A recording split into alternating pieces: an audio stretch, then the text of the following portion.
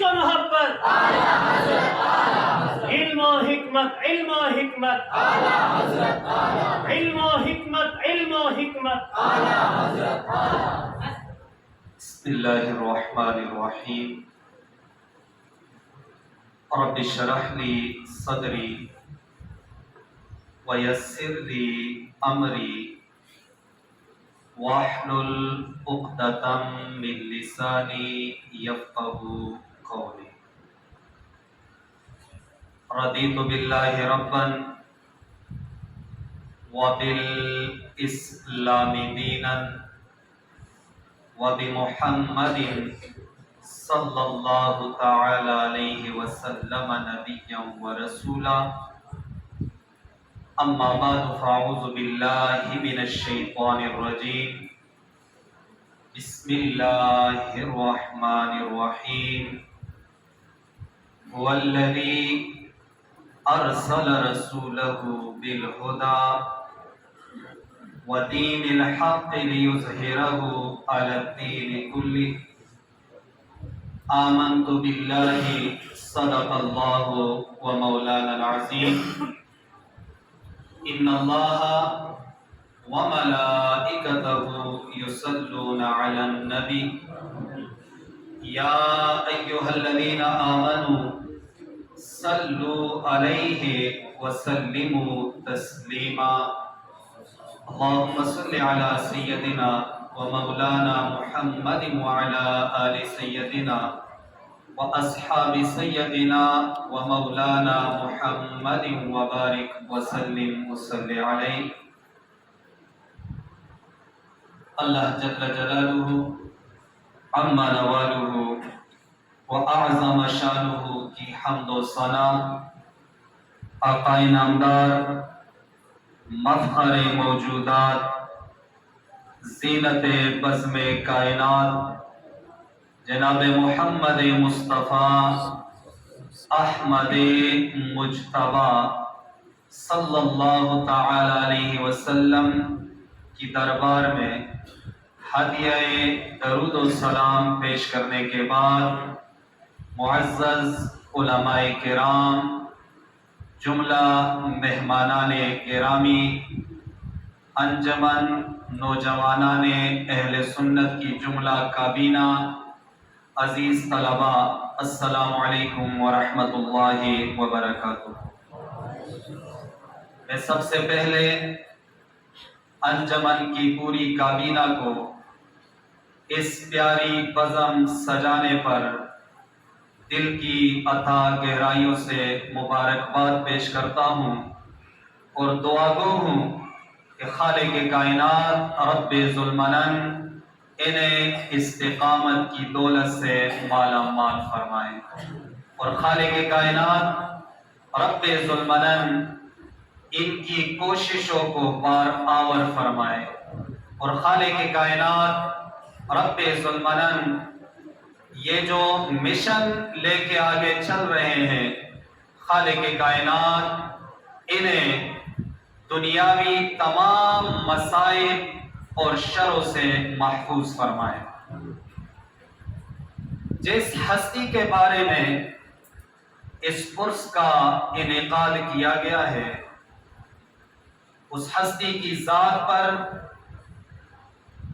اس کی تمام جہاد پر 1 صدی سے زائد عرصہ گزر گیا۔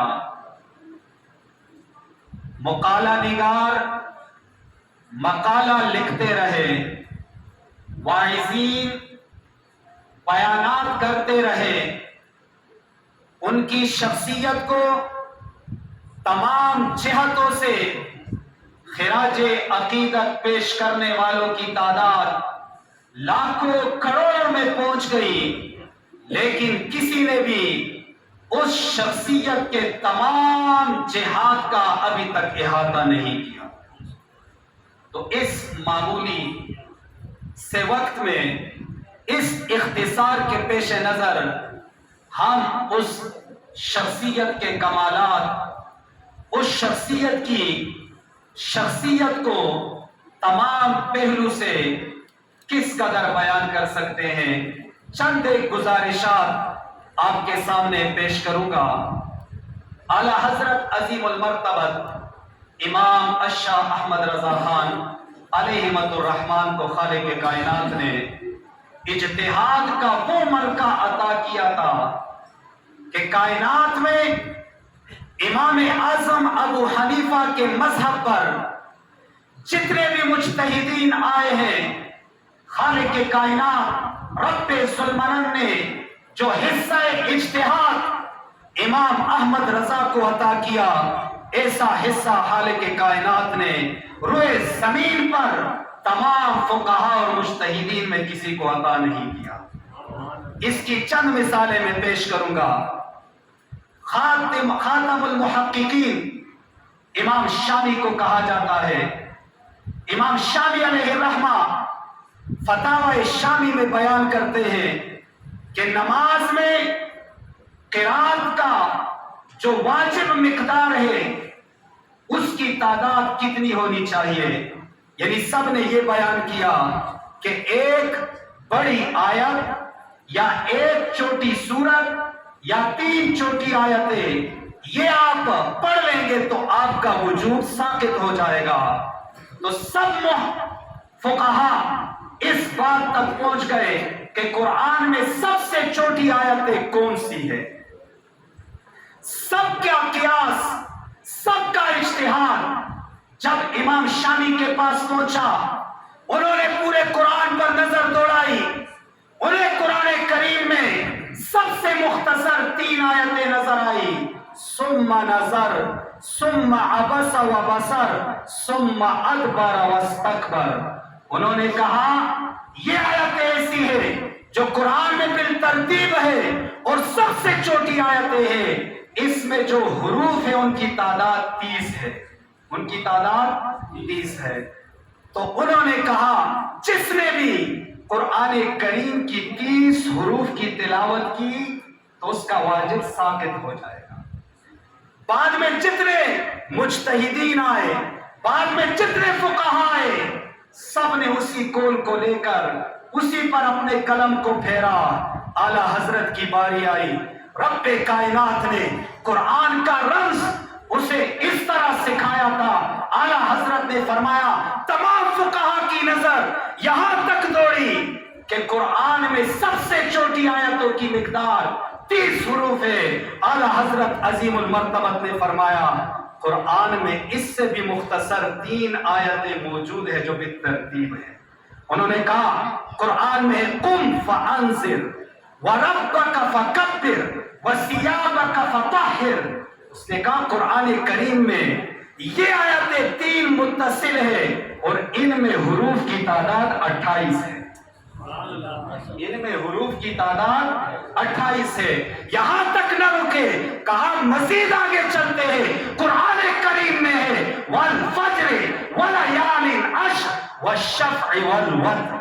کہا قرآن کریم میں یہ 3 آیتیں بھی ہیں اور ان میں حروف کی تعداد 25 ہے، ان میں حروف کی تعداد۔ کہا تمام فقہاء اس بات تک پہنچ گئے کہ جب بھی تم واجب قرات کو پورا کرو گے تو تمہیں 30 حروف کا سہارا لینا پڑے گا، کیونکہ قرآن میں بالترتیب 3 چھوٹی آیتیں جو ہے ان میں حروف کی تعداد 30 ہے۔ اعلیٰ حضرت نے کہا 28 بھی بنتی ہے، 25 بھی بنتی ہے، لیکن انہوں نے کہا میں بھی سابقہ فقہاء کی روش پر چلوں گا۔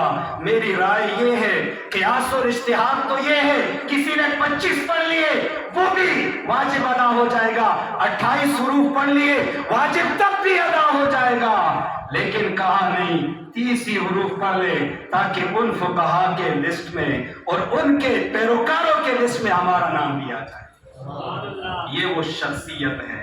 آگے ہم چلتے ہیں۔ فقہاء کرام نے ایک اصول بیان کر دیا کہ بیماری کی حالت میں جو چیز آدمی کے جسم سے نکلتی ہے وہ حدث بھی ہے اور نجس بھی ہے، اس سے وضو بھی ٹوٹ جاتا ہے اور جس جگہ پہ وہ لگے گی وہ جگہ بھی ناپاک ہو جائے گی، اس کو بھی دھونا پڑے گا۔ اس اصول پر قیاس اور اجتہاد کرتے ہوئے علامہ سید احمد طحاوی علیہ الرحمہ جو چوٹی کے فقہا میں شامل ہے، اس نے یہ قیاس کیا کہ بیماری کی حالت میں جو رطوبت نکلتی ہے وہ ناقص وضو بھی ہے اور وہ نجس بھی ہے، تو زکام بھی ایک بیماری ہے، زکام کی حالت میں ناک سے جو رطوبت نکلتی ہے یہ بھی ناقص وضو ہے اور یہ بھی نجس ہے۔ اعلیٰ حضرت کی نظر سے جب یہ عبارت گزری، سب نے اسی پر آگے فتویٰ دیا۔ اعلیٰ حضرت نے کہا نہیں، ہمارے فقہا نے جو اصول بنایا تھا کہ بیماری کی حالت میں جو رطوبت نکلے ان کا مقصد یہ تھا وہ رطوبت جو خون اور پیپ پر مشتمل ہو، جو خون اور پیپ پر مشتمل ہو، وہ ناقص وضو بھی ہے اور وہ نجس بھی ہے۔ اور کہا یہ ناک سے جو رطوبت نکلتی ہے اس میں اکثر حصہ بلغم کا ہوتا ہے، اور بلغم وہ چیز ہے جو نہ نجس ہے اور نہ حدث ہے، نہ اس سے وضو ٹوٹتا ہے اور نہ اس سے کپڑے نجس ہوتے ہیں یا جسم نجس ہوتا ہے۔ تو یہ اعلیٰ حضرت کا کمال کا وہ اجتہادانہ صلاحیت تھی جو خالق کائنات نے انہیں عطا کی تھی۔ تمام فقہا اور اصولیین انہوں نے وہ چیزیں گنوائی جس کے اوپر تیمم کرنا جائز ہے، اس کے اوپر تیمم کرنا جائز ہے۔ تو نبی علیہ السلام کی احادیث کی روشنی میں، امام صاحب کے اقوال کی روشنی میں، جو چیز بھی جن سے زمین سے ہوگی اس پہ تیمم کرنا جائز ہوگا۔ تو جن سے زمین پر تمام زمین کے فقہا جمع ہو گئے، انہوں نے اجتہاد کیا، اپنی علمی صلاحیتوں کو جمع کر کے انہوں نے اجتہاد سے 74 وہ چیزیں گنی جو زمین کی جنس سے ہے۔ سب فقہا کی تعداد 74 تک پہنچی۔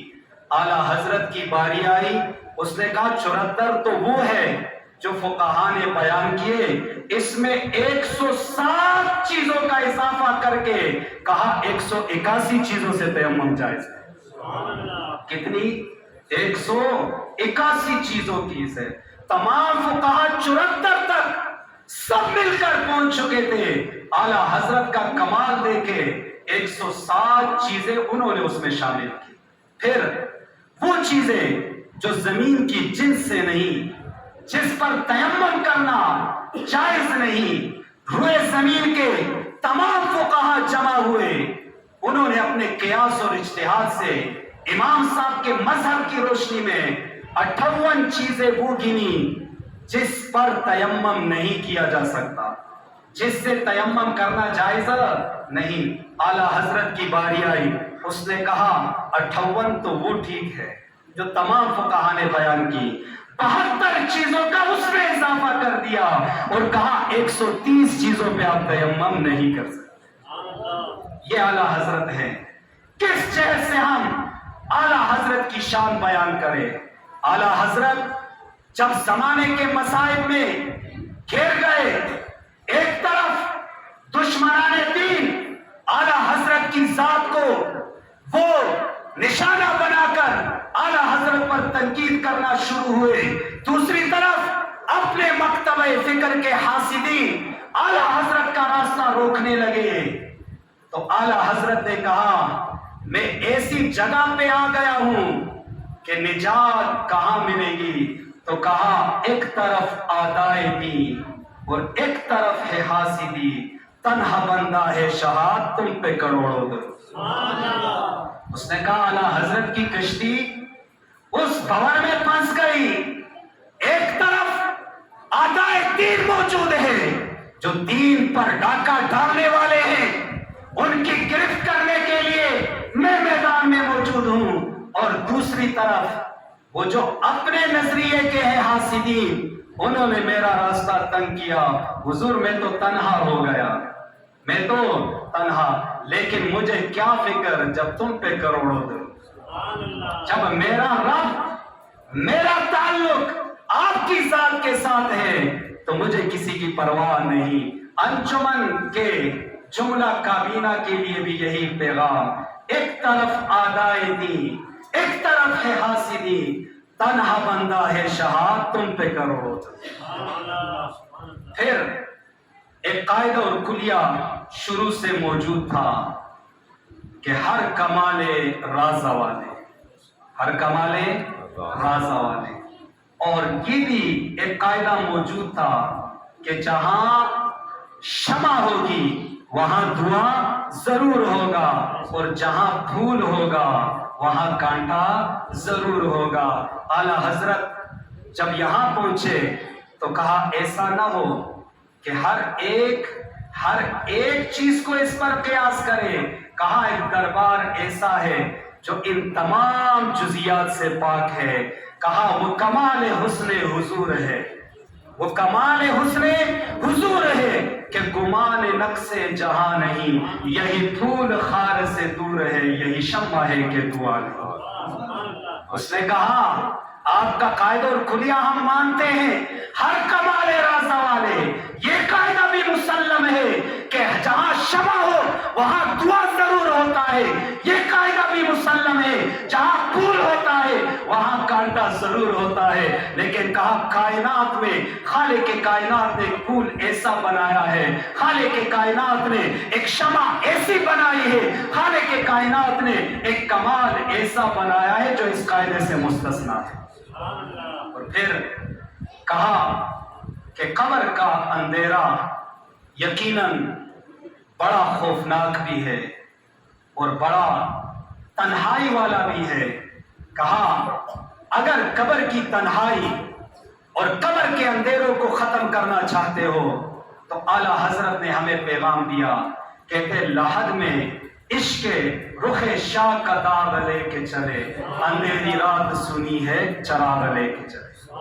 اس نے کہا اگر چراغ چاہیے، اندھیری رات میں چراغ چاہیے، تنہائی میں ساتھی چاہیے، گھبراہٹ میں اطمینان چاہیے، تو عشق مصطفیٰ کا جام ساتھ لے کے چلے، قبر کی اندھیری روشنی میں تبدیل ہو جائے گی، تنہائی جو ہے وہ تنہائی ختم ہو جائے گی، اور گھبراہٹ جو ہے وہ خوشی میں تبدیل ہو جائے گی۔ آخر میں انجمن نوجوانان اہل سنت تحصیل اگی آپ کو مبارکباد پیش کر رہا ہوں کہ آپ حضور کے اس حدیث کے مصداق بن رہے ہیں۔ حضور نے فرمایا 7 افراد ایسے ہیں جن کو عرش کے سائے میں خالق کائنات قیامت کی گرمی سے محفوظ رکھے گا، عرش کا سایہ انہیں نصیب ہوگا۔ ان میں ایک خالق کائنات رب ذوالمنن کے محبوب نے فرمایا تھا شاب نشأ فی عباد اللہ، کہ وہ نوجوان جس کی نوجوانی گزرے اللہ کی عبادت میں، اللہ کی عبادت میں۔ تو یہ نوجوان، ان کی نوجوانی گزر رہی ہے کس میں؟ دین اسلام کی ترویج و اشاعت میں اور دین اسلام کی خدمت کرنے میں۔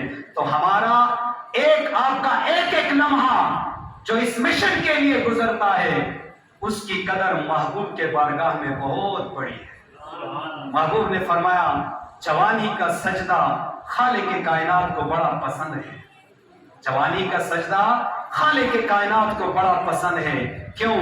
کہتے ہیں جوانی میں جنون عروج پر ہوتا ہے، شیطان کے بہکاوے عروج پر ہوتے ہیں۔ اس عروج کے دور میں جس کو خالق کائنات نے سجدے کی توفیق دی، دین مدین کی خدمت کی توفیق دی، وہ اس دنیا میں بھی کامیاب ہو گیا، آخرت میں بھی کامیاب ہو گیا۔